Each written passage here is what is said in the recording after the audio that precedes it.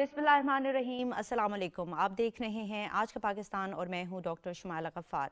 नाजरीन, आज के प्रोग्राम में हम एक बहुत ही इंटरेस्टिंग टॉपिक के हवाले से गुफ्तगू करने जा रहे हैं। जैसे कि आप जानते हैं, दुनिया बहुत तेज़ी से डिजिटलाइज हो रही है। मईशत से लेके गवर्नेंस तक सब कुछ डिजिटलाइज हो चुका है। तो फिर ये कैसे मुमकिन है कि हमारी करेंसी डिजिटलाइज ना हो? आज के प्रोग्राम में हम डिस्कस करेंगे कि डिजिटल करेंसी और क्रिप्टो करेंसी क्या हैं, ये किस तरह से इस्तेमाल हो रही हैं, दुनिया के मुख्तलिफ ममालिक इनको किस तरह से देखते हैं, खुसूसन अमरीका और चाइना इस हवाले से कहां पर खड़े हैं, और अगर पाकिस्तान की बात की जाए तो पाकिस्तान में इसको किस तरह से मुतारिफ कराया जा सकता है, पाकिस्तान में इसका मुस्तकबिल क्या है, इसके फवाइद क्या होंगे, इसके चैलेंजेस क्या होने जा रहे हैं, और ये हमारे फाइनेंशियल सिस्टम और स्पेस को कैसे इम्पैक्ट करेगी। हमारे साथ प्रोग्राम में एक बहुत ही स्पेशल मौजूद हैं वकार ज़का साहब, जो कि chairman technology movement of Pakistan हैं। अस्सलाम वालेकुम वकार साहब, वेलकम टू आवर प्रोग्राम। वालेकुम अस्सलाम जी, आपके तमाम देखने वालों को जी, प्रोग्राम का स्टार्ट एज यूजुअल हम अपने lead analyst doctor Hasnain Javed के साथ करेंगे। अस्सलाम वालेकुम doctor Hasnain, welcome to the programme. जी doctor Hasnain, very interesting topic. तो आप बताइएगा कि क्रिप्टो करेंसी और डिजिटल करेंसी क्या हैं और इनमें फ़र्क क्या है? अच्छा, सबसे पहले इम्पोर्टेंट बात तो मैं ये कर दूं कि आज जो आपके मेहमान हैं वकार ज़का साहब, एक नए रूप में पाकिस्तान के सामने आ रहे हैं।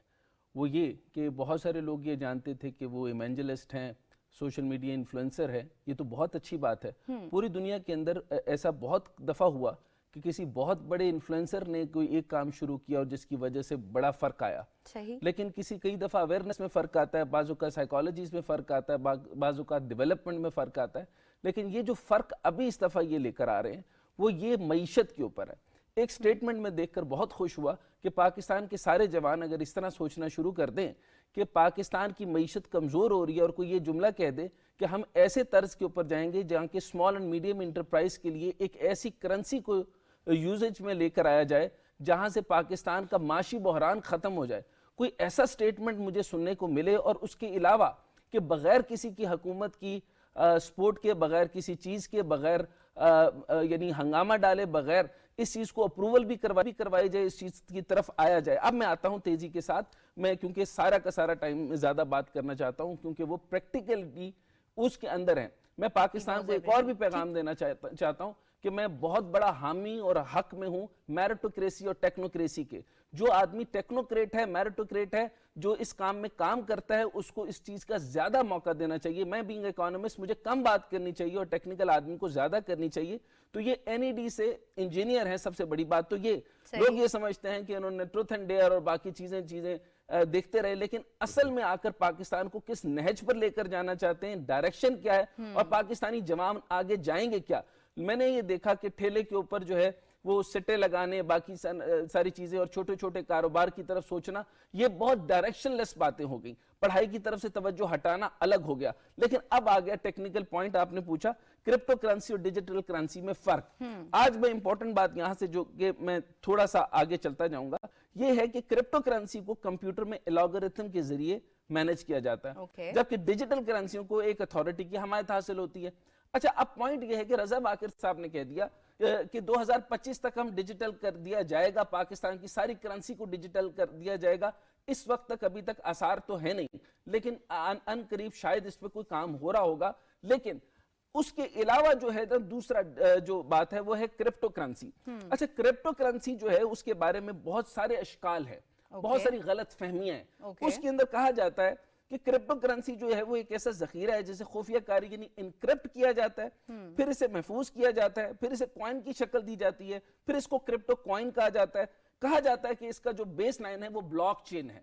अच्छा, अब मेरे सवाल जो अब ब्लॉकचेन जो के है मुतालिक भी वो पूछेंगे, लेकिन मैं टेक्निकल तरीके से आ रहा हूँ क्योंकि अब वकार ज़का साहब के पास बहुत शुक्रिया के साथ मैं जाने वाला हूं उनके पास, क्योंकि सबसे बड़ी मुबारक बात तो ये कि पाकिस्तान के अंदर सबसे बड़ी मूवमेंट, सियासी मूवमेंट से भी ज्यादा मूवमेंट की जो जरूरत थी वो थी डिजिटाइजेशन की जरूरत, वो एक टेक्नोलॉजी की मूवमेंट की जरूरत थी। पूरी दुनिया के अंदर हम पाकिस्तान जो है वो टेक्नोलॉजी में कहीं नजर नहीं आता। मैं सिर्फ चंद नाम लेने शुरू कर देता हूँ कि north America, Latin America, central north America, eastern Europe, central south Asia, central Asia, उसके अलावा पाकिस्तान जो है वो तीसरे नंबर पे क्रिप्टो में आ रहा है। इनके अंदर से Vietnam, India, Pakistan, Ukraine, Kenya, Nigeria, Venezuela, United state, tango, बहुत सारे मुल्क अर्जेंटीना जो एंड हैं सो ऑन इसको सो सपोर्ट कर ब्राजील। रहे हैं। ये सही। इनमें से चंद नाम मैं आपको बता दूं कि बहुत गलत बातें बताई गई कि चाइना ने इसको बैन कर दिया। अब चाइना ने भाई बैन नहीं किया, अपनी करेंसी को लेकर आ रहे हैं, डिजिटाइज किया, इस वजह से और बात है।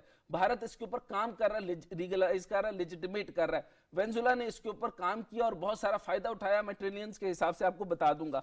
अब हम तेजी से चलते जी, हैं, इधर टाइम हम जाया किए वकार बगैर। ज़का साहब वकार को ज़का साहब। नाजरीन अपने प्रोग्राम में शामिल तो कर चुके हैं, उनसे सवाल करेंगे। जी वकार साहब, आप ये बताइएगा कि क्रिप्टो करेंसी आपके ख्याल से क्या है, इसको ज़रा डिफाइन कीजिएगा आवाम के लिए, ताकि हम बता सकें कि इसके क्या फ़वाइद हैं। और ये भी बताइएगा कि ये काफ़ी मकबूल होती जा रही है, ऑल्दो कि इस पर एतराज़ात भी उठते हैं, जिसकी वजह से लोग सस्पिशंस का शिकार होते जा रहे हैं, लेकिन एट द सेम टाइम ये काफ़ी मकबूल हो रही है और इसकी जो मार्केट है वो तकरीबन 2 खरब अमरीकी डॉलर्स तक पहुंच चुकी है, विच इज़ अमेजिंग।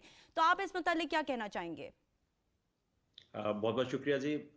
सबसे पहले तो मेरी कोशिश होगी कि हमारी जो बहनें घर पे बैठे देख रही हैं, जो बच्चे देख रहे हैं, और हमारे किसान भाई बहुत ज़्यादा पीटीवी को देखते हैं, या वो हजरात जिनको अगर व्हाट्सएप की भी मालूमात कम है, तो उनको मेरी बात सलीस उर्दू में समझ आए। तो मैं टेक्निकल ब्लॉकचेन टेक्नोलॉजी क्या है, लॉगरिथम्स क्या है, हैश रेट क्या है, उस पर नहीं जाऊंगा। मेरी भरपूर कोशिश होगी, और मैं माजरत चाहूंगा अगर किसी को मेरी बात जो है अगर ना समझ आ रही हो, जो हमारे देखने वाले, क्योंकि मकसद है पाकिस्तान में जहां इंटरनेट जो है इस वक्त 110 मिलियन सिर्फ लोगों तक पहुंचा हुआ है, और हमारी जो पॉपुलेशन है 220 मिलियन की, तो इंटरनेट ही जब बड़ी मुश्किल से पहुंचा है, तो इस किस्म की टेक्नोलॉजी अगर किसी को समझ नहीं आ रही तो कोई मुजायका नहीं है, क्योंकि पूरी दुनिया में दुरुस्त बात। अभी इस टेक्नोलॉजी को समझने के लिए बड़ा काम कर रहे हैं। तो परेशान होने की जरूरत नहीं है कि उसको पता है मुझे नहीं पता। अच्छा, पहली चीज तो ये है, देखें, क्रिप्टो को इस तरह समझे कि सबसे पहले होता ये था कि आप बार्टर करते थे, गाय दे के बकरी ले लो। Exactly. उसके बाद आ गया जी गोल्ड। गोल्ड कौन लेकर आया? कोई मजहब, कोई ऐसा जो जैसे कहते हैं ना कम्युनिटी नहीं लेकर आई। एक बंदे ने आके बोला जी कि हम ये गोल्ड रखते हैं, ताकि गोल्ड देकर हम बीच में कमोडिटी रख ले, हमें वो बार्टर, अब मैं गाय दे के बकरी नहीं लेना चाहता, तो मैं क्यों ले रहा हूं? तो ये सोने का जो पत्थर ला के रखा गया है, ये जो है एक तरह से सबका यकीन हो गया इस पे। इसका कोई ऑफिस नहीं है, ये कोई किसी हुकूमत ने जारी नहीं किया था। इस पत्थर पे पूरी दुनिया में इंसानों का यकीन हो गया। उसके बाद बैंक्स आए। बैंक्स आने के बाद जो है उन्होंने कहा यार ये गोल्ड हमारे पास आप रखवाएं और ये पर्ची ले लें, जो यहूदियों का और एक जिसे सूदी निजाम भी कहते हैं और बाकी सारी ऐसी बातें कही जाती हैं।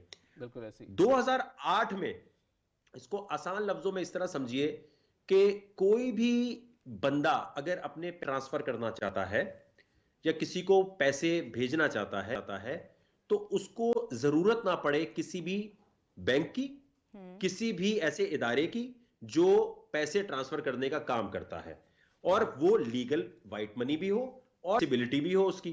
तो उसकी इजाद के लिए जो है कहा यह जाता है, अब ये एक मुबैना तौर पे रिसर्च है जिसको जो गलत भी हो सकती है, कि जो नेशनल सिक्योरिटी एजेंसी है अमेरिका की, NSA, वहां दुनिया के बेस्ट क्रिप्टोग्राफर्स बैठे हैं। वो जो क्रिप्टोग्राफर्स हैं उन्होंने फाइनेंशियल सिस्टम को मॉनिटर करने के लिए बिटकॉइन की इजाद की, जिसको सतोशी नाकामोटो भी कहा जाता है, जिसका जो जापानी जो लफ्ज है उसका मतलब बनता है सेंट्रल इंटेलिजेंस। और ये गलत भी हो सकता है, कोई एक बंदे ने हो सकता है बनाया हो, लेकिन बनाने का हाँ जी तकरीबन 2008-2009 एग्जैक्टली बनाने का मकसद ये था कि जितने भी हजरात हमारे गांव देहातों में बैठे हैं, जितने भी हजरात हमारे ऐसे इलाकों में हैं जिनका बैंक अकाउंट नहीं खुलता, जो बैंक में जाते तो बैंक वाले उनको इज्जत नहीं करते, इसलिए कि भाई शायद वो ठेले वाला है या फिर कोई ऐसी जगह वाला है, तो वो अपना अकाउंट खोल सके, वो दुनिया भर से ट्रांजैक्शन कर सके। अजरक किसी ने इंटीरियर सिंध में बैठ के बेचनी है तो बिटकॉइन उसको पेमेंट हो जाए और अजरक वो भेज दे वहां पे। तो ये जो सारी चीजें, जो फियाट करेंसी जिसे हमारे यहाँ पेपर करेंसी कहा जाता है, उसके ऊपर जो चीजें नहीं हो रही थी, उसके लिए क्रिप्टो की इजाद हुई। और ये करेंसी नहीं है, ये मैं आपको जरा क्लियर कर देता हूं। देखिए करेंसी जो है ना, इसका निक नेम है, जैसे फीका या किसी का नाम निक्का पड़ जाता है, लेकिन असल आईडी कार्ड पे नाम कुछ और होता है।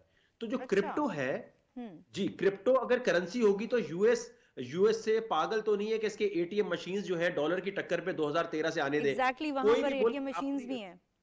अच्छा, अपने मुल्क की करेंसी की टक्कर पे एक और करेंसी क्यों आने देंगे? तो क्रिप्टो करेंसी की सिंपल डेफिनेशन है एक ऐसा सॉफ्टवेयर जिसके ऊपर लोगों को यकीन हो गया है कि ये देकर या खरीदकर या बेचकर या ट्रेड करके हम इससे मीडियम ऑफ एक्सचेंज के तौर पे भी यूज कर सकते हैं और इस सॉफ्टवेयर के जरिए हम घर बैठ के पैसे कमा सकते हैं। अच्छा ज़का साहब, यहाँ सर अगर इजाज़त दें तो मैं एक इम्पॉर्टेंट बात यहाँ करूँ।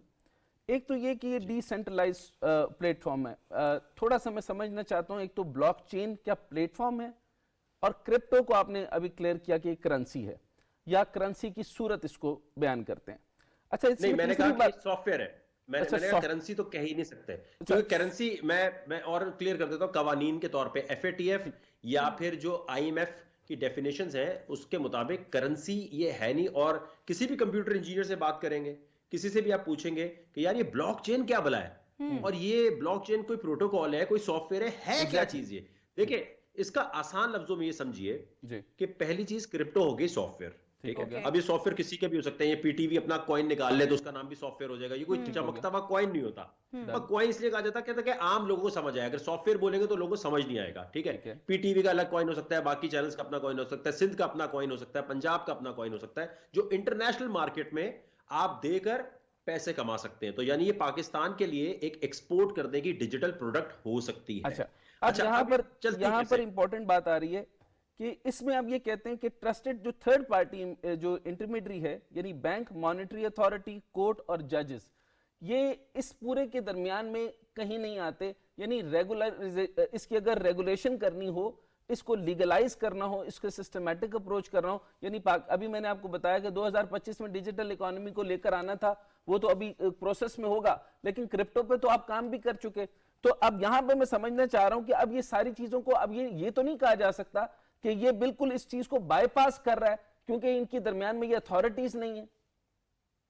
नहीं, बाईपास तो कभी भी नहीं कर सकता। ये बात कहना भी गलत है कि क्रिप्टो करेंसी कभी ट्रेडिशनल जो हमारा निज़ाम है उसको ऊपर आ जाएगा। ये सिर्फ एक सॉफ्टवेयर है जिसकी वजह से दुनिया भर से आप ट्रेड कर सकते हैं, तिजारत कर सकते हैं।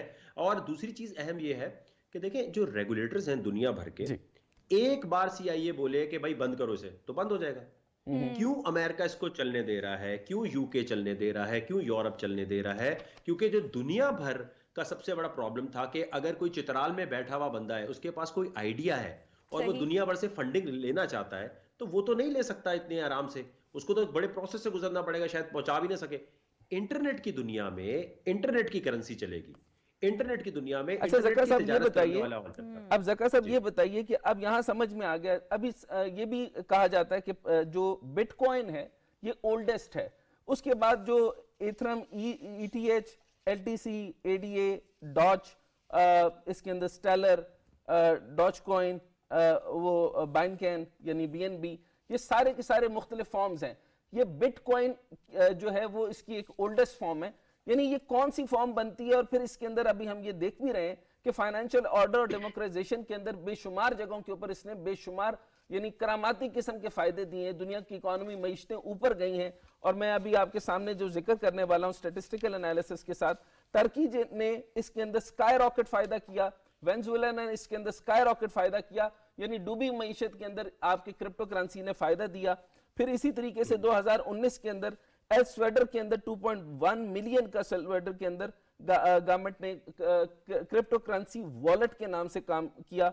ब्राजील जो है वो इसका केस लड़ रहा है और इसको लीगलाइज करने और फ्रेमवर्क बनाने के ऊपर काम कर रहा है। पाकिस्तान के अंदर में, अच्छा यहां तक मैं नहीं पूछ लिया। अच्छा, मैं अगले सवाल से पहले कि जब आपने इसको उठाकर इसको एक बहुत ही अच्छा काम किया, आपने ये नहीं किया कि मैंने इसको इन्फ्लुएंस कर दिया है, मैंने शुरू कर दिया है, मैं सिखा रहा हूं, ये तो आप कर ही लेंगे, आप तो इससे कमा ही लेंगे। आपने इसकी मूवमेंट दे दी है, अभी तक लीगलाइज हुआ नहीं, तो आपको कोई बात भी नहीं कर सकता, ना कोई जजमेंट आ सकती है, ना कोई लीगलाइजेशन आ सकती है।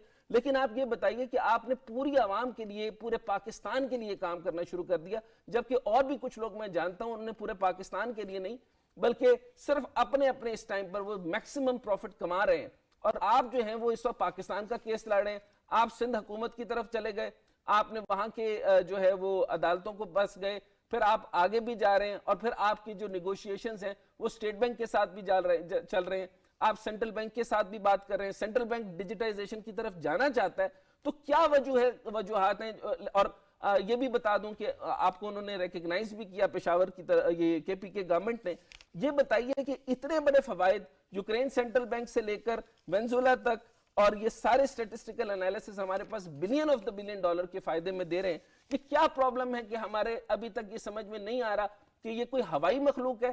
पहले तो ये बता दीजिए कि ये जो माइनिंग होती है, इससे इसका क्या लेना देना है, और इसके लिए जो इंस्टॉल की जाती है, ये जो हाइड्रो पावर से उसका जो डाटा बनाया जाता है, माइनिंग की जाती है, वो क्या चीज है?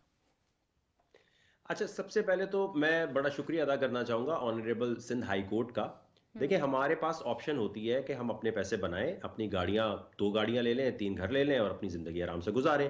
क्या जरूरत है सबको बताने की, सिखाने की? क्योंकि पाकिस्तान में जब भी कोई इस तरह का काम करने जाता है तो लोग कहते हैं इसका अपना कट क्या है, अपना कुछ ना कुछ तो होगा, ऐसे ही तो नहीं वकार जगह साहब आप उठ के आए। तो ये समझाना बड़ा मसला होता है, क्योंकि पाकिस्तान में बहुत सारे डबल शाह टाइप की चीजें गुजरी हैं, तो लोगों को यकीन नहीं आ सकता कि यार वकार जगह ऐसे थोड़ी हो सकता है कि आप हमारा फायदा सोच रहे हो, आपका भी तो कोई ना कोई फायदा होगा। तो फायदा ये है कि मैंने जब इससे काफी ज्यादा पैसे बनाना शुरू कर दिए 2014 में, तो मैंने मीडिया, जो मैं जिस इदारे में काम करता था, मैंने कहा मैं तो इतने पैसे बना रहा हूं, मुझे क्या जरूरत है काम करने की, मुझे ये काम करना है। अच्छा। जब वो काम ज्यादा शुरू किया और बर्मा सीरिया जाके जब मैंने रेफ्यूजीज की मदद करना शुरू की, तो मुझे अंदाजा हुआ कि बिटकॉइन के थ्रू तो आप बहुत ज्यादा रेवोल्यूशन ला सकते हैं। और बिटकॉइन ने इस वक्त सारी दुनिया के लोगों के लिए, सारे ममालिक के लिए एक लेवल फील्ड कर दी है कि अब जिसके पास, जिस हुकूमत के पास ज्यादा बिटकॉइन या इससे रिलेटेड जॉब अपॉर्चुनिटीज लाएंगे, वो आगे निकलेंगे। मैं सिंध हाई कोर्ट के साथ एक और भी बात यहां करना चाहूंगा कि केपीके में जो कमेटी बनी थी वो डिसॉल्व हो चुकी है। वो पॉलिटिकल मसाइल थे, उस पर फिर कभी बात करेंगे। लेकिन इस वक्त पाकिस्तान में कुछ पॉन्जी स्कीम्स ऐसी चल रही हैं कि कुछ हजरात से कह रहे होते हैं कि हम सिक्योरिटी एक्सचेंज कमीशन से बात कर रहे हैं, हम छुपकर शायद अपनी कमेटी चला रहे हैं। इस वक्त पाकिस्तान में सिर्फ एक ही कमेटी है जो ऑनरेबल सिंध हाई कोर्ट के कहने पे बनी है, और वो है जिसके अंदर हमारी डिप्टी गवर्नर साहिबा हैं और सिक्योरिटी एक्सचेंज कमीशन के लोग हैं। तो एक ऑफिशियल कमेटी है जो 3 महीने बाद यानी दिसंबर तक ये डिसाइड कर देगी कि क्या हमें इसको रेगुलेट करना है या नहीं करना। और मैं, जो सच्ची बात है वो ये है कि मैं बड़ा शुक्रिया अदा करूंगा। हमारी ख्यालात ये होते हैं कि शायद पॉलिसी मेकर्स जो है वो इस तरफ आना नहीं चाहते। असल में गैप होता है, हम में से भी जिनको ये काम आता है उनको खुद जाके भी बात करनी चाहिए ना। अब मैं 3 साल तक कोर्ट गया, उसका फ्रूटफुल रिजल्ट आया। वो कह रहे हैं भाई हमारे जो खदशात है वो कौन करेगा। अब स्टेट बैंक का सबसे बड़ा मसला ये है फ्लाइट ऑफ कैपिटल, मुल्क से बाहर पैसा जा रहा होगा, मनी लॉन्ड्रिंग हो रही होगी, टेरर फाइनेंसिंग हो रही होगी। जब बैठ के उनको समझाया कि नहीं देखें, ब्लॉकचेन इंटेलिजेंस एक चीज होती है, हम आपको ट्रेस करके देंगे, हम आपको ये चीजें करके देंगे। और सबसे बढ़कर जहां ये बैन हुआ, जहां ये बैन हुआ, उसके बारे में यही कहा गया कि इसकी वजह से जो है वो मनी लॉन्ड्रिंग होगी, एफएटीएफ को प्रॉब्लम है, क्राइम टेररिज्म को प्रॉब्लम है, फाइनेंसिंग का प्रॉब्लम है, प्रोलिफरेशन का प्रॉब्लम है, लेजिस्लेचर का प्रॉब्लम है, वर्चुअल इश्यूज है, जो ब्लैक मार्केट है ये उसको सबसे बड़ा सपोर्ट करने वाला है।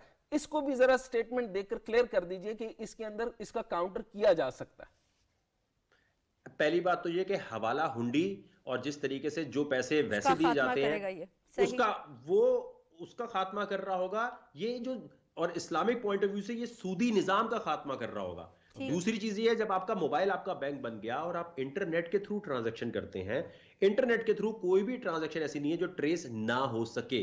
ये बिल्कुल बेबुनियाद और गलत बात है कि टेरर फाइनेंसिंग इससे होती है। जब इससे कोई टेरर फाइनेंसिंग या मनी लॉन्ड्रिंग जिसने भी करने की कोशिश की वो पकड़े गए हैं, इसलिए कि यार इंटरनेट के थ्रू 2 मिनट में सीआईए ट्रेस करेगी आपको। हवाला हुंडी से जो बंदा कैश दे के काम कर रहा है उसके लिए वो ज्यादा आसान है या इंटरनेट की इस टेक्नोलॉजी में आना? जैसे ही आप आएंगे आपका आईपी एड्रेस टेक्नोलॉजी सारी आपको जो ट्रेस कर लेगी। तो ये इसके थ्रू नहीं होती। ये जरूर होता है कि कोई बंदा जाके पॉलिसी मेकर्स के कान भर दे के देखे से ये नुकसान होगा, इससे ये होगा, तो फौरन जो एक होता है ना बड़ी जल्दी स्टेप लेने वाला, वो ये था यार रिस्क जो है ना खत्म करो। क्योंकि पाकिस्तान में जो आवाम है इसके पैसे की प्रोटेक्शन भी तो करनी है। अब एक इन्वेस्टर है, उसने वकार ज़का के बोलने में बिटकॉइन ले लिया, कल को वो बिटकॉइन गिर गया 10%, तो वो जाएगा वकार ज़का का। सही, ये यहाँ ज़का साहब बहुत ही इंपॉर्टेंट बड़ी अब तेजी से हम एक खास डायरेक्शन की तरफ जा रहे हैं। हम पॉलिसी और स्ट्रेटेजिक अलायंस पर जाना चाहते हैं और मैं आपके इसी प्रोग्राम के अंदर ही ये चाहूंगा कि हम पॉलिसी स्टेटमेंट और बाकी इदारों को भी साथ मिलाते हुए और पाकिस्तान पीटीवी के तवज्जुह से हम ये बात भी करें कि इसको हमें फौरी तौर पे बोर्ड बिठाकर ब्यूरोक्रेट्स को बिठाकर, इससे रेलेवेंट लोगों को बिठाकर, जितने भी कुछ कानून फाइनेंशियल साजी करनी रेलेवेंट चाहिए। अथॉरिटीज हैं उसके वो साथ बैठ गए हैं। बैठकर बात नहीं, करें। मैं ये- इससे पहले मैं एक बताना सवाल चाह करना रहा हूं। चाहता हूँ जका साहब, जी। वो ये कि अब आपने एक तो मुझे समझाइए कि ये एक तो हमने बिटकॉइन समझ लिया, बाद में हमने ये भी समझ लिया क्रिप्टो क्या, ये आपने क्लियर समझा दिया। ये बताइए कि ये माइनिंग क्या होती है, क्रिप्टो माइनिंग क्या होती है। फिर एक और सवाल आ रहा है कि आपके पाकिस्तान के अंदर तकरीबन 37,000 मेगावाट बनता है और 12,000 मेगावाट हम जाया कर रहे हैं, 25,000 हमारी रिक्वायरमेंट है और 22,000 के करीब हम सिर्फ और सिर्फ लाइंस में भेज सकते हैं। कहा जाता है कि 12,000 मेगावाट हम जाया कर रहे हैं और आईपीपीएस की मद में 613 अरब रुपए हम जो है आईपीपीएस की मद में अपने खजाने से दे रहे हैं, जो बहुत बड़ा बोझ है। अच्छा, ये कहते हैं कि इसके अंदर सबसे ज्यादा बिजली इस्तेमाल होती है, यानी कैम्ब्रिज यूनिवर्सिटी ने कहा कि जो इसकी माइनिंग के लिए जो बिटकॉइन माइनिंग है, इस पर कितनी तवानाई खर्च होती है। ईरान में भी ये बात की गई, बाकी जगहों पे भी ये बात की। इस पर जरा रोशनी डालिए कि अब जब कहा गया कि बिजली खर्च करें तो ये तो बड़ी जबरदस्त चीज नहीं हो गई? ये तो सारे प्रॉब्लम्स का सोल्यूशन है। मैंने इसीलिए जो है देखें 2016 से मैं कह रहा हूं कि हम पाकिस्तान के, भाई मैं कर्जे उतार सकता हूं। अब ये मैं अगर इतनी बड़ी स्टेटमेंट दे रहा हूं कि आईएमएफ के पास आपको नहीं जाना पड़ेगा, पेरिस क्लब के पास आपको नहीं जाना पड़ेगा, 6 बिलियन 5 बिलियन के लिए इतनी शरायत नहीं माननी पड़ेगी। किस तरह कि अगर आप पाकिस्तान में हाइड्रो पावर के थ्रू बिजली इस्तेमाल ना करें, हाइड्रो पावर के थ्रू, ताकि इन्वायरमेंटल प्रॉब्लम्स ना हो, तो कार्बन फुटप्रिंट्स का चक्कर ना हो, तो पाकिस्तान में केपीके का इलाका भी आगे निकलेगा। और इस किस्म की जब मशीन लगाते हैं, जिसका काम क्या होता है, आसान लफ्जों में ये समझिए कि ये जो मशीनें हैं ये बैंक मैनेजर का काम कर रही हैं या फिर उस मनीग्राम या वेस्टर्न यूनियन का काम कर रही हैं। ये क्या करती हैं, आसान लफ्जों में, हम उसमें नहीं जा रहे कि अलॉगरिथम क्या है या फिर ब्लॉकचेन क्या है, आसान लफ्जों में ये है कि घर पे अगर आपके कंप्यूटर पड़ा है, आपने इसका सॉफ्टवेयर डाउनलोड किया, और जैसे गाड़ियों की कंपनीज आजकल आ गई हैं, टैक्सियों की, वो कहती है भाई सॉफ्टवेयर डाउनलोड करो, जब गाड़ी फारेगी आप चलाओ और पैसे ले लो। तो घर में जो कंप्यूटर पड़ा है, आसान लफ्जों में ये आपने सॉफ्टवेयर डाउनलोड किया किसी भी क्रिप्टो करेंसी का, और जितनी दफा कोई भी ट्रांजैक्शन दुनिया भर में होगी, जितना बड़ा कंप्यूटर होगा उतना ज्यादा आपको उसकी फीस की मद में पैसे मिलते जाएंगे, बिटकॉइन की सूरत में या किसी और क्रिप्टो करेंसी की सूरत में। तो एक तो हमने ये सजेशन दिया हुआ है कि इस इंडस्ट्री को करें ताकि दुनिया भर के जितने भी लोग हैं फॉरेनर्स, वो पाकिस्तान में हाइड्रो पावर के सिस्टम लगाने आए। और इसके लिए एनईडी यूनिवर्सिटी के साथ मिलकर हमने एक क्रिप्टो का प्रोजेक्ट बनाकर भी दे दिया है, जो जिसका नाम है जी TANUP.io, क्योंकि हुकूमत फिर ये भी कहती है ना कि भाई ये बनाएगा कौन, करेगा कौन। तो ऑलरेडी वो पूरी टीम गवर्नमेंट की यूनिवर्सिटी है, वाइस चांसलर जो है हुकूमत के हैं, तो ज्यादा बेहतर है कि हमने वहां से ये जो क्रिप्टो करेंसी बनाई हुई है TANUP.io के नाम से। ये पाकिस्तानी गवर्नमेंट को, फवाद चौधरी साहब जब साइंस एंड टेक्नोलॉजी के मिनिस्टर से, उनको बाकी सबको जाके खुद जाके हमने दिखाई है, प्रेजेंटेशंस दी हैं कि ये पाकिस्तान की तकदीर बदल देगी। अगर वेनेजुएला में एक दिन में $735 मिलियन उनके एक चोर प्रेसिडेंट के बोलने पे आ गए, तो हमारे वाले की तो क्रेडिबिलिटी बहुत ज्यादा है। इमरान खान साहब के बोलने पे तो दुनिया की इतनी फंड आ जाता है। अगर वो कहेंगे कि हम पाकिस्तान की क्रिप्टो लॉन्च कर रहे हैं, तो यकीन मानिए नुकसान क्या है मुझे बताएं।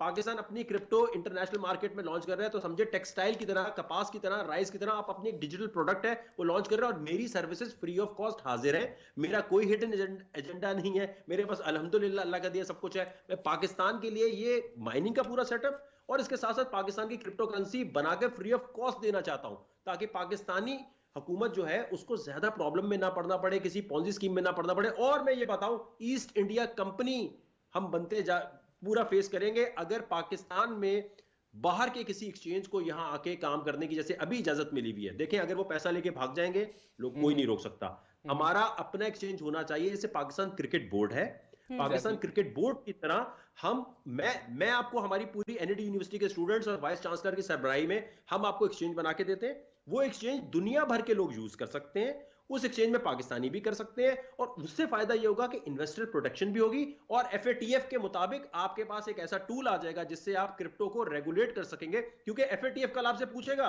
कि भाई आपके मुल्क में क्रिप्टो का इतना बूम आया था, आपने इसकी कोई KYC किया, आपने कोई देखा कि कौन सा बंदा कितने पैसे बना रहा है, या कुछ भी नहीं किया। तो वकार साहब ये बताइएगा प्लीज कि इतनी रेजिस्टेंस क्यों सामने आ रही है? अगर this is such a good thing तो फिर रेजिस्टेंस इतनी क्यों? और ये भी बताइएगा कि आपने कहा इसमें इंटरनेट यूज होगा, कंप्यूटर यूज यूज़ होगा, ये पासवर्ड स्पेसिफिक होने जा रहा है, तो हैकर्स भी तो एक्टिव हो गए होंगे, तो इसको किस तरह से हैक नहीं किया जा सकता। और फ्रॉड की अगर हम बात करें तो क्रिप्टो क्वीन फ्रॉड भी सामने आ चुका है, जिसमें डॉक्टर रूजा इग्नातोवा ने लोगों से उनके लाखों डॉलर जो सरमाए की सूरत में लिए और वो गायब हो गई। तो फ्रॉड को कैसे रोका जा सकेगा? देखें, डबल शाह तो हमेशा दुनिया में रहेंगे और पाकिस्तान, इंडिया, नेपाल, बांग्लादेश में आपको नजर आएंगे। अब डिजिटल डबल शाह आ गए हैं। ये तो देखें मल्टी लेवल, जब कभी जितने लोग देख रहे हैं, मेरी आपसे दरखास्त है, कहीं भी आपको मल्टी लेवल मार्केटिंग एमएलएम का लफ्ज नजर आए, वहां से भाग जाए। एक रुपया ना दें, एक रुपया ना दे कहें, क्योंकि याद रखें एफआईए का काम आपका पैसा रिटर्न करना नहीं है।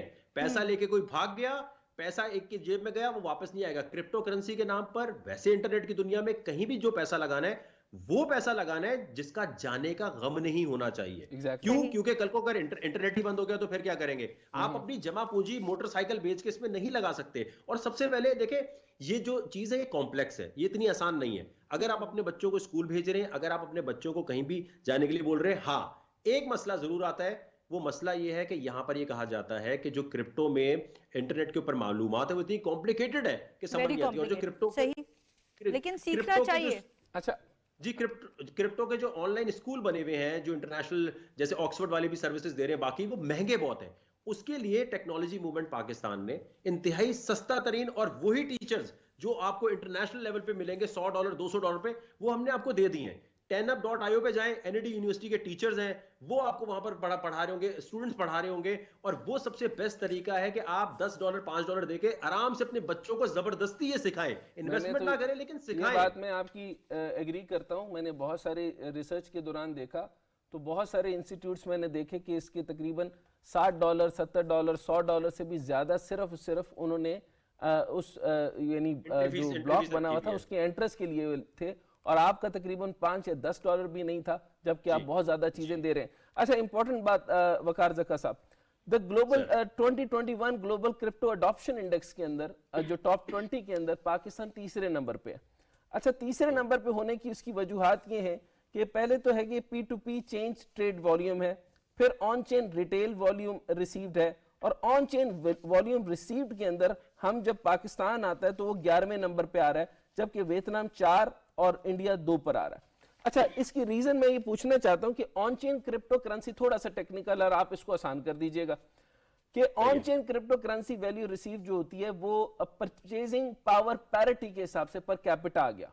फिर दूसरा जो है इसके बारे में कहा जाता है कि on chain retail value receive weighted by PPP per capita, यानी the global goal of the metric is measure to activity non professional। मैं आसान कर देता हूं। अच्छा, मैं तीसरा लफ्ज बोल दूं ताकि फिर तीसरा आ रहा है पीयर टू पीयर। ये तो बहुत ही अजीब बात है कि peer to peer exchange volume जो है वो ट्रेड का बहुत तेजी से आ रहा है। तो ये जो फिर प्रॉब्लम कहां आ रहा है, बैंक्स को, चीजों को, हुकूमत को, एसईसीपी को, स्टेट बैंक को, इवन ऑब्वियसली वो सुन तो रहे हैं, लेकिन यहां तो आना नहीं चाहिए जब तक पीयर टू पीयर के अंदर एक्सचेंज बहुत ही तेज आ रही है। जी बताइएगा।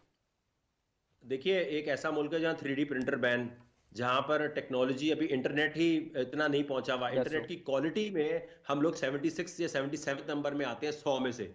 तो उस मुल्क में क्रिप्टो की बात ही होने लग गई है और स्टेट बैंक वाले सुनने लग गए हैं। यही बहुत बड़ी बात है। और मैं तो इस वक्त स्टेट बैंक के लोगों को खैराज तहसीन पेश करता हूं, जो मेरी प्रेजेंटेशंस देख भी रहे हैं, समझ भी रहे हैं, और बिल्कुल उसमें बहुत पॉजिटिव। वो कह सकते हैं भाई हम नहीं सुनते वकार ज़का को, यार को हम डेटा प्रोटेक्शन कौन करेगा, हैकिंग से कौन बचाएगा, लेकिन कम से कम वो सुन रहे हैं। पाकिस्तान जैसे मुल्क में जहां टेक्नोलॉजी का कोई बात नहीं हो रही थी, अगर वहां इस किस्म की बात हो रही है। अच्छा, ये जो चेन एनालिसिस की अभी आपने बात की है, मैं आसान लफ्जों में बताऊं लोगों को, उस पूरे का दरिया को कूजे में इस तरह बंद कर लें कि वो ये कहना ये चाहती है कंपनी अमेरिका की कि वो मुल्क जहां परचेजिंग पावर हमें लग नहीं रही थी बहुत ज्यादा है, या हमें लग नहीं रहा था कि इतना ज्यादा उनकी नॉलेज होगी, उन लोगों ने इतनी जल्दी क्रिप्टो में कैसे इन हो गए। उनका मतलब ये था कहने का, ये पूरा जो आपने पर कैपिटा और ये बताया ना, इसका मतलब ये, तो दे वर वेरी सरप्राइज कि भाई ये कैसे इसमें इन्वॉल्व हो रहे हैं। इसलिए इन्वॉल्व हो रहे हैं कि अपॉर्चुनिटी पाकिस्तान में है नहीं पैसा कमाने की। और जैसे आप देखें, मैं आपको बताऊं, मैं अगर आज ये बोलूं ना, लोग मुझे अभी इन्वेस्टमेंट दे तो मुझे करोड़ों रुपया देना शुरू कर देंगे। पाकिस्तानी आवाम खर्चा करना चाहती है, वो आगे बढ़ना चाहती है। मसला ये डबल शाह इतने आ चुके हैं और जो अथॉरिटीज हैं वो सही तरह पकड़ती नहीं है और ये पैसा लेके निकल जाते हैं। तो उनको ये क्रिप्टो में इतनी बड़ी अपॉर्चुनिटी नजर आई कि यार हम ये कर लेते। क्यों? देखें, पाकिस्तानी रिस्क टेकर है, पाकिस्तानी वो कौम है जिसके डीएनए में ये शामिल है कि हमें कुछ बड़ा करना है। अब वो बड़े की डायरेक्शन गलत हो सकती है, वो बड़े की डायरेक्शन कहीं और जा सकती है। तो डायरेक्शन जैसी क्रिप्टो उन्हें मिली, उन्होंने कहा भाई ये काम तो सबसे जबरदस्त है। और पॉलिसी मेकिंग के हिसाब से मैं सबको ये बता दूं, अगर आपके हक हलाल के पैसे हैं, अगर आपने एफपीआर में डिक्लेयर किए हुए हैं, तो आपको कोई इदारा नहीं पकड़ सकता। हाँ, अब अगर आप बिजली चोरी करके माइनिंग मशीन चला रहे हैं तो आपको पकड़े जाएंगे। हाँ, अब अगर आप मनी लॉन्ड्रिंग कर रहे हैं, काला पैसा सफेद करने की कोशिश कर रहे हैं इसके थ्रू, तो एफआईए आपको पकड़ेगा। तो उन खबरों की वजह से लोगों को लगता है शायद पाकिस्तान जो है बड़ा एंटी क्रिप्टो है। एंटी क्रिप्टो नहीं है, ये तो पीटीआई वालों ने खुद कमेटी बनाई जिसके अंदर क्रिप्टो एक्सपर्ट के तौर पर मुझे रखा। उन्होंने कमेटी क्यों बनाई? क्योंकि वो समझना चाहते हैं। पाकिस्तान में सिर्फ एक मसला है, इस वक्त यहां पर लोग मौजूद नहीं हैं जो मेरी तरह आगे आके बताएं, जो टाइम निकाले, क्योंकि टाइम कंज्यूमिंग बहुत है। देखें, हर कोई ये बोलेगा शुरू से बताओ, हर कोई बोलेगा यार इसका नुकसान बताओ, और सबसे बढ़ के इसमें वो हमने आपके लिए आसान कर दिया ना कि अब आपको आराम से समझाना पड़ जाएगा। अच्छा वकार ज़का साहब, ये बताइए कि एक तो आपको पता है कि डिजिटाइजेशन के अंदर इसके अंदर जो आपने देखा होगा कि जब पाकिस्तान के अंदर जो पैसा आया है और डिजिटाइजेशन का अंदर आया है, इसका आपको क्रेडिट हम अक्सर ही बहुत सारे लोग चाहे वो ऑपोजिशन में भी हो तो प्राइम मिनिस्टर इमरान खान को काफी सारा क्रेडिट देते हैं कि उन्होंने डिजिटाइजेशन और डिजिटाइजेशन मूवमेंट को आगे लेके जा रहे हैं और वो जानना चाहते हैं। क्या आपको भी लगता है कि सिर्फ प्राइम मिनिस्टर इस चीज के लिए ज्यादा सरगर्म है कि वो चाहते हैं कि डिजिटाइज और डिजिटल पाकिस्तान की तरफ तेजी से बढ़ा जाए? और ऑब्वियसली हमारा जो इस टाइम पे बजट भी आया वो भी ये डिमांड करता है कि जीरो रेटिंग के ऊपर हमने डिजिटल सिस्टम्स को ऑन करना है और इसके ऊपर बिजनेसेस करना है। आप ये बताइए कि एसएमईज को ये कितना ज्यादा हमें प्रमोट करेगा, स्मॉल एंड मीडियम इंटरप्राइज को कितना सपोर्ट करेगा, और ये जो माइनिंग वाला सिस्टम है ये शुरू होकर हमें कितना ज्यादा माशी फायदा दे सकता है? देखिए, मैं तो आपको इसमें ये बताना चाहूंगा कि इस वक्त पाकिस्तान में जितनी भी डिजिटलाइजेशन आप कर रहे हैं उससे रेवेन्यू जनरेशन नहीं हो रही, एक चीज, ठीक है। हमें इस वक्त डिजिटल प्रोडक्ट चाहिए, वो डिजिटल प्रोडक्ट हम टेक्सटाइल पे डिपेंड नहीं कर सकते। इसका सिंपल हल ये है कि पाकिस्तान अपना क्रिप्टो करेंसी का एक्सचेंज, पाकिस्तान अपनी क्रिप्टो करेंसी, जैसे बिटकॉइन, डॉज कॉइन के आपने नाम लिए हैं, अब आप सोचे कि यहीं पर पाकिस्तान की भी एक क्रिप्टो करेंसी होनी चाहिए ना। अगर वो होगी तो उससे पैसा आएगा। इस वक्त इंफ्रास्ट्रक्चर पर जो भी खर्चे हो रहे हैं वो बहुत अच्छी बात है, होना चाहिए, लेकिन मसला ये है कि सबसे पहले पैसे लाएं, सिर्फ पैसे लाने पे फोकस होना चाहिए, उस पे हमारा फोकस कम है। अभी देखें, पाकिस्तान में बिटकॉइन की वजह से, क्रिप्टो की वजह से जो आर्टिस्ट हैं जितने, वो बहुत ज्यादा पैसा कमा सकते हैं। नॉन फंजिबल टोकन का एक कॉन्सेप्ट है, एनएफटी जिसे कहा जाता है, उसकी वजह से सातकैन या जितने भी बड़े बड़े हमारे पेंटर थे, या इस वक्त इंडस वैली में या एनसीए के लोग बैठे हैं, वो पेंटिंग करते हैं, कोई डिजिटल आर्ट बनाते हैं, वो मिलियंस ऑफ डॉलर का बिक सकता है। लेकिन जब वो पैसे यहां आएंगे तो परेशान होंगे कि यार इसको कैश आउट कैसे करना है, अब इसको लेके कहां जाना है, डिक्लेयर कैसे करना है। तो जितनी जल्दी देखिए, क्रिप्टो कोई एप्लीकेशन नहीं है, क्रिप्टो एक लाइफ टाइम अपॉर्चुनिटी है हुकूमतों के लिए। इस वक्त पाकिस्तान में बहुत लोग पैसे बना रहे हैं, हर एक किसी के पास पैसे हैं, लेकिन हुकूमत को कोई क्यों नहीं बताना चाहता? इसलिए कि कहते हैं अगर हुकूमत को ज्यादा बताया गया तो इस पे टैक्स लगेगा, टैक्स लगेगा तो हमें डिक्लेयर भी करना पड़ेगा। सबसे पहले तो क्रिप्टो की कम से कम एमनेस्टी तो निकाल दीजिए। सबसे ये तो कहिए कि आके डिक्लेयर तो करो। इंडिया ने क्या किया है, उन्होंने रेगुलेट नहीं किया, उन्होंने कहा ओ भाई जिसके पास क्रिप्टो है इस पर टैक्स देना शुरू करो। वो बाद में देखते हैं कि ये लीगल है कि इलीगल है, टैक्स तो देना शुरू करे। इस वक्त अगर पाकिस्तान में इतना पैसा यहां जा रहा है तो मेरी बहुत रिक्वेस्ट है कि इमरान खान साहब, मैं केपीके में भी फ्री ऑफ कॉस्ट जा रहा था, फ्री ऑफ कॉस्ट काम कर रहा था, मैं अभी भी कह रहा हूं कि हुकूमत पाकिस्तान के लिए फेडरल लेवल पे क्रिप्टो की कमेटी बनाई जाए, और मैं और मेरी पूरी टीम ₹1 नहीं लेगी, और आपकी इंटेलिजेंस चेक कर सकती है कि क्या कोई हिडन एजेंडा वकार ज़का कोई डबल शाह टाइप मुहिम लेके तो नहीं बैठा हुआ। ठीक। अच्छा, अब इंपॉर्टेंट यहाँ पे एक और बात आ जाती है, हम उन ममालिक का जिक्र करने वाले हैं कि मसलन चीन है, ये बहुत ही मिसकंसेप्शन क्रिएट की गई कि चाइना ने इसके जो है वो क्रिप्टो करेंसी को बैन कर दिया या कुछ और मामलात किया। फिर इंडिया के बारे में बात की गई, फिर इसके बाद अलजायर के बारे में बात की गई, नेपाल के बारे में बात की गई, रूस के बारे में बात की गई, बांग्लादेश और इक्वाडोर के बारे में बात की गई, तुर्की और मिस्र के बारे में बात की गई, शुमाली मकदूनिया के बारे में बात की। मैं इसका सारा मैं जरा आसान तरीके से, मतलब इतना लंबा मैं डिटेल में इस वक्त नहीं कर सकता, लेकिन सबसे बड़ी बात यह थी कि चाइना के अंदर तो सेंट्रल बैंक डिजिटल करेंसी, उन्होंने अपनी डिजिटल करेंसी बनाने की वजह से ये मामला को खत्म किया था। उन्होंने इसके ऊपर कोई बैन नहीं लगाया, कोई लीगल ऑब्लिगेशन नहीं हुई। इसी तरीके से इंडिया इसको लीगलाइज करने के लिए काम कर रहा है। वेनेजुएला वगैरह और बाकी चीजों के ऊपर हमने बात की, हमने क्रिप्टो करेंसी का ग्लोबल शेयर भी देखा, और इस वक्त हमें जो कंसर्न इदारे हैं, SECP सुन रहा है, हमें बाकी जो है हमारा जो बाकी बैंक सुन रहे हैं।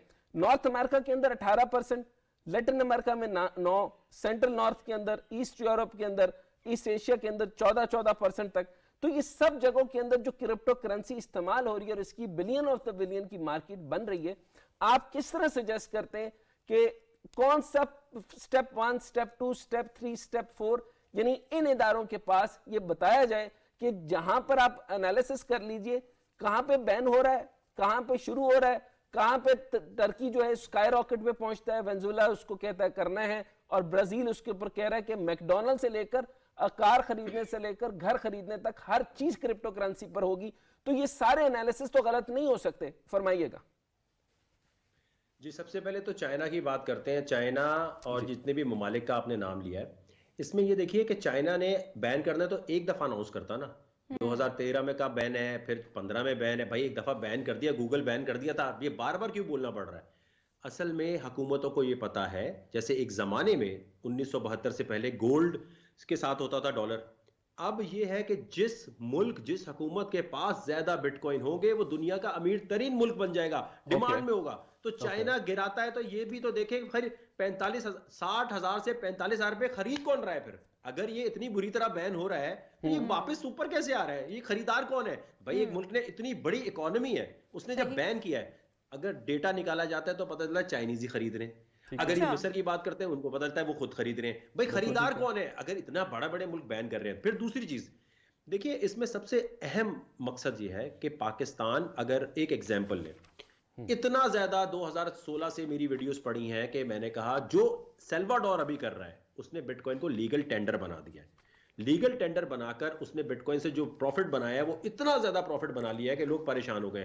पाकिस्तान में देखें सबसे बड़ा इस वक्त मसला ये है, 1% अगर कोविड के दिनों में $5,000 का जब बिटकॉइन था, हमने वीडियो डाली कि भाई 1% लगा दें तो $5,000 की इन्वेस्टमेंट आज $60,000 पे आप कैश आउट करते तो प्रॉफिट होता। जी स्पेकुलेटिव है, जी रिस्की है, लेकिन जब ममालिक में एबनॉर्मल सिचुएशंस होती हैं, इस वक्त हमारी इकोनॉमी एक एबनॉर्मल सिचुएशन से गुजर रही है, उसे एक एबनॉर्मल डिसीजन ही लेना पड़ेगा। वो रूटीन कन्वेंशनल डिसीजन से इकोनॉमी ठीक नहीं होगी। तो यहां पर अहम चीज ये है कि जो लोग बैन कर रहे हैं वो बैन नहीं कर रहे, वो खुद खरीद रहे हैं और थोड़े दिन बाद कहते हैं ठीक है, तो वो दोबारा ऑन कैसे हो जाता है? अब चाइना, सारे एक्सचेंजेस बड़े बड़े चाइना के हैं, माइनिंग मशीनें सारी वहां पर है, कार्ड्स वहां बन रहे हैं, तो बैन को क्या चीज कर रहे हैं वो? अच्छा ये बताइएगा वकार साहब के पाकिस्तान का जो स्टेट बैंक है और SECP, वो इस हवाले से क्या कवानीन सामने ला रहा है? क्योंकि बहुत सारे ममालिक ऐसे हैं जहां पर नए कवानीन बन रहे हैं डिजिटल करेंसी और क्रिप्टो करेंसी के हवाले से, तो हमारे यहाँ कोई कवानीन बनाए जा रहे हैं, आप तो इस पर वर्क कर रहे हैं, लेकिन क्या आपको सपोर्ट मिल रही है? और दूसरा ये भी बताइएगा कि लोगों की दिलचस्पी तो इसमें बहुत ज़्यादा बढ़ रही है, जो लोग बिलीव करते हैं कि ये एक गेम चेंजर साबित होगा, वो इसकी हिमायत में रोज बरोज इजाफा करते हुए नजर आ रहे हैं। आप इस हवाले से क्या कहेंगे कि हमारे माशरे को किस तरह से हेल्प करेगा? देखिए, जॉब अपॉर्चुनिटीज की बात होती है तो टेक्नोलॉजी मूवमेंट पाकिस्तान ने अनाउंस किया, जी हम आपको जॉब्स देंगे, और देखें आज सबकी जॉब्स लगी हुई हैं। बापर्दा खवातीन जो घर पे बैठी हैं वो माइनिंग मशीन या ट्रेडिंग से आराम से पैसे कमा सकती हैं, जो हमारे एक इस्लामी माशरे में ज़रूरत होती है कि औरत घर से चले नहीं निकालना, चलो भाई घर से बैठ के तो काम कर दे दो, इंटरनेट के थ्रू तो काम कर दे दो। तो उसमें क्रिप्टो से बेहतरीन जॉब अपॉर्चुनिटी तो हो ही नहीं सकती। और सिर्फ ये नहीं है, अगर आप क्रिप्टो पे पाबंदी लगाते हैं तो ब्लॉकचेन की डेवलपमेंट पे भी पाबंदी लग जाती है। एक बड़ा गलत कॉन्सेप्ट ये सोचा हुआ लोगों ने कि नहीं हमें ब्लॉकचेन की जरूरत है, हमें क्रिप्टो की जरूरत नहीं है। अरे भाई ब्लॉकचेन के बगैर क्रिप्टो नहीं है, आप गलत सोच रहे हैं। वो सिर्फ एक डेटा सेंटर, एक डेटा एनालिसिस करने के लिए सिर्फ एक चीज बन जाएगी, उसका कोई इंटरनेशनल इंपैक्ट नहीं होगा। आप पीटीवी के अंदर अपना डेटा जो है आप ब्लॉकचेन पे रख लें, कोई मसला नहीं है, लेकिन वो इंटरनेशनली क्या रिकॉग्नाइज्ड होगा? नहीं होगा। ब्लॉकचेन का मतलब ये है कि उसकी सारी जॉब अपॉर्चुनिटीज भी तो मिस हो जाएंगी अगर आपने क्रिप्टो पे पाबंदी लगाई। सिक्योरिटी एक्सचेंज कमीशन का इसमें कोई काम नहीं है सिवाय कंपनी रजिस्ट्रेशन के, और वो जब तक नहीं कर सकते जब तक स्टेट बैंक गो अहेड नहीं देता। अब स्टेट बैंक जो है वो इस पे काम कर रहा है, और वो असल में कोर्ट का ऑर्डर है कि हमें कॉन्फिडेंशियल रखनी है वो मीटिंग्स को 3 महीने तक, तो वो मैं ज्यादा नहीं बयान कर सकूंगा, लेकिन ये जरूर है कि बहुत पॉजिटिवली वो काम कर रहे हैं। और ये याद रखें, दुनिया में आबादी इतनी ज्यादा नहीं है। पाकिस्तान में पॉलिसी मेकर के लिए बहुत मसला यह है कि 220 मिलियन लोगों को देखना है यार, इतने सारे लोगों पे वो इंपैक्ट क्या करेगी, उसके बुरे असरात क्या आएंगे, कल को कितने लोग यहां से फ्रॉड करने लग जाएंगे, कितना पैसा मुल्क से बाहर जाने लग जाएगा। उसके लिए हमने सॉल्यूशन दिए ने कि पाकिस्तान की अपनी स्मार्ट चेन हम आपको बना के देते हैं, पाकिस्तान से पैसा बाहर नहीं जाएगा, उसको रोकने के तरीके हैं। यहां पर पाकिस्तान का अपना डिजिटल पीकेआर होगा, जैसे जिस तरह आपने देखा होगा क्रिप्टो में यूएसडीटी या इस तरह करेंसीज होती हैं, पाकिस्तान अपना डिजिटल पीकेआर निकाले और उसके थ्रू क्रिप्टो के अंदर ट्रेडिंग सारी वो ऑन कर दे। सिक्योरिटी एक्सचेंज कमीशन का सिर्फ जब काम आएगा अगर कोई वकार ज़का या अमजद राशिद अपनी क्रिप्टो लॉन्च करना चाहता है और वो प्रॉफिट का वादा कर रहा है तो वो बन जाता है सिक्योरिटी, फिर सिक्योरिटी एक्सचेंज कमीशन का काम आएगा। वरना इस वक्त एक सेपरेट डिपार्टमेंट बनाना है जिसमें इन तमाम इदारों के थोड़े थोड़े लोग हों, फिनटेक के लोग हों, और वो लोग जो है जिस तरह मैंने आपको पहले बताया पीसीबी की तरह एक सेपरेट डिपार्टमेंट हो, हुकूमत की सरपरस्ती में हो, और वो एक अलग डिपार्टमेंट। एक ये सिक्योरिटी एक्सचेंज कमीशन का काम नहीं है, एफआईए का सिर्फ काम नहीं है, पीटीए का सिर्फ काम नहीं है। और इसी में मैं ये भी कहूंगा कि पीटीए के लोग बहुत ज्यादा इसमें मदद कर रहे हैं, उनके मुकर्रम साहब आई थिंक वो बहुत ज्यादा बात भी करते हैं कि किस तरह हम इसमें आगे ट्रेस कर सकते हैं। तो पाकिस्तान में जो इस वक्त जितने भी इदारे हैं अल्हम्दुलिल्लाह कोर्ट के ऑर्डर के बाद, और शायद थोड़ी बहुत मेरी भी बात सुन लेते हैं, तो उनको ये है कि हाँ यार वकार ज़का के सुन लो, वरना आउटराइट वो कह सकते हैं नहीं सुनते यार आपकी बात, तो वो तो मैं इनका शुक्रिया अदा करता हूँ। वकार साहब ये टॉपिक बड़ा इंटरेस्टिंग है, लेकिन टाइम की कमी के बाइस आप क्या फाइनल मैसेज देना चाहेंगे? अच्छा, बल्कि इसके साथ मैं 2-3 चीजें ऐड करता हूँ, आपका फाइनल मैसेज ले लेता हूँ। एक तो ये बताइए कि इसको तो आप के मुताबिक कौन सा ऐसा इदारा है जो इसको फौरी तौर पर रेगुलराइज करे, जिस तरह आपने मेरे साथ गुफ्तगू करते हुए पेनाक का कहा था शायद, या कोई और इदारा था, उसको देख लें। फिर ये बताइए कि आईएमएफ को बहुत सारे एतराज़ात हैं इसके ऊपर। एतराज़ात आपको भी पता है और मुझे भी पता है कि वो क्यों एतराज़ात लगा रहे हैं।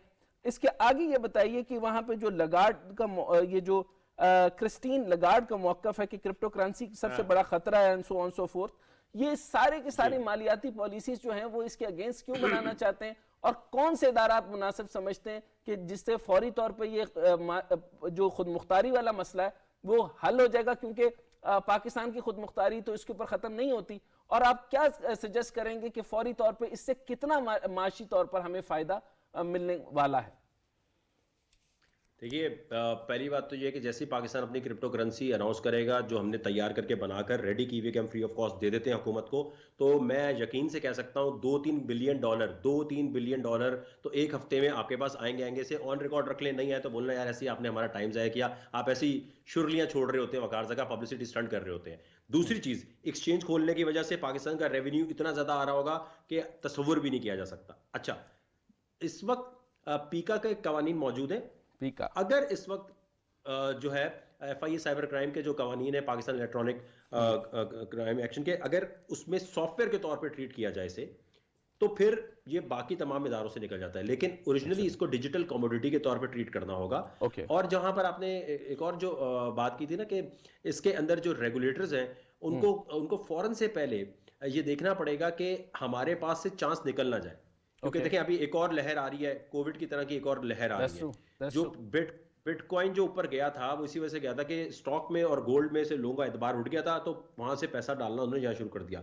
दोबारा से वो सब कुछ होने लगेगा, दोबारा से हर चीज हो रही होगी। अगर हम लोग तैयार नहीं होंगे तो हमारे लिए बहुत बड़ा मसला आ जाएगा। मेरी रिक्वेस्ट है तमाम लोगों से जाते जाते सिर्फ एक छोटी सी, आप लोग बगैर समझे बगैर सोचे नहीं आपने इसमें पैसा लगाना। दूसरी चीज ये है कि आपने इसमें फ्यूचर ट्रेडिंग नहीं करनी। फ्यूचर ट्रेडिंग का मतलब ये है कि आप उधार लेके लेवरेज ले रहे हैं। ये जो आपको अट्रैक्शन दे रही है, आपके घर बार डूब जाएंगे, बर्बाद हो जाएंगे। ये इसी तरह है, गोल्ड खरीदो, रख लो। और देखें बिटकॉइन डिजिटल गोल्ड है, इसके बाद सिल्वर और बहुत सारे और पत्थर आएंगे जिन वो और क्रिप्टो करेंसीज है। लेकिन आपने सिर्फ ये रखना है कि अपने बच्चों के लिए, किसी के लिए भी जितना बिटकॉइन थोड़ा थोड़ा होके $50 $100 का रख सकते हैं, रख लें। बिटकॉइन मेरे अब्बू की कंपनी है नहीं, ना मेरा कोई रेफरल लिंक है, तो ये बताने में मेरा कोई फायदा नहीं है, लेकिन आपका जरूर फायदा होगा। घर में जैसे गोल्ड रखा हुआ है, थोड़ा बहुत बिटकॉइन जरूर रखें। ठीक है, थैंक यू सो मच वकार साहब हमें प्रोग्राम में टाइम देने का। जी डॉक्टर जल्दी से अगर आप कंक्लूड करना चाहें, time is very short. It is very much important. एक तो ये है कि PECA जो है वो कंसर्न इदारा है। मैं रिक्वेस्ट करूंगा वज़ीर आज़म के तवस्सुत से कि डिजिटाइजेशन और डिजिटल करेंसी के ऊपर हमें फौरी काम करना है। अगली वेव आने वाली है। NCOC ने ये बता भी दिया है कि एक जो कोविड की एक नई वेरिएंट की जो वेव आने वाली है उसकी वजह से बहुत बड़ा फ़र्क आने वाला है, ऑलरेडी हमारा जो है वो मंडे जो है वो बंद कर दिया गया। डिजिटल कमोडिटी इसको लेना होगा, इसके ऊपर आप रेगुलेटरी अथॉरिटीज को बिठाएं, सारी अथॉरिटीज फौरी बनाएं, लेकिन इसका सिर्फ सादा हल ये होता है कि सब लोग जब टेबल पे बैठ के डिसीजन ले लेंगे कि हमें डिजिटल करेंसी चाहिए और कितने अरसे में चाहिए और ये मईशत में क्या हल पेश कर रही है और कितनी तेजी से बाकी ममालिक इसके अंदर से निकलें और उनको इसके अंदर से अहदाफ मुकम्मल हुए और स्काई रॉकेट तरीके से उन्होंने डेट को कम किया, तो हमें फायदा होगा। So I am very much in to favour कि अब फौरी तौर पे क्रिप्टो करेंसी और इसको डेटा माइनिंग के ऊपर काम करना चाहिए। Thank you so much doctor Hasnain and thank you so much Waqar Zaka साहब हमें प्रोग्राम में टाइम देने का। जी नाजरीन, आज के प्रोग्राम में हमने बात की कि दुनिया बहुत तेज़ी से तब्दील हो रही है, इसलिए डिजिटल करेंसी ना सिर्फ वक्त की अहम ज़रूरत है बल्कि एक मजबूरी भी बनती जा रही है। मुख्तलिफ कंट्रीज़ में इस हवाले से बहुत ज़्यादा कंपटीशन देखा जा रहा है। अच्छी बात यह है कि डिजिटल करेंसी की आवाज़ें अब पाकिस्तान में भी सुनाई दे रही हैं। हमारी हुकूमत डिजिटलाइजेशन का विजन रखती है और EVM के हवाले से कानून साजी हो चुकी है। तो देखना यह है कि डिजिटल करेंसी को क्या कानूनी हैसियत मिल सकती है या नहीं, ये वो सवाल है जो हम आपके लिए और हुकूमत के लिए छोड़े जा रहे हैं। Thank you so much for your time. Take care. Allah हाफिज़।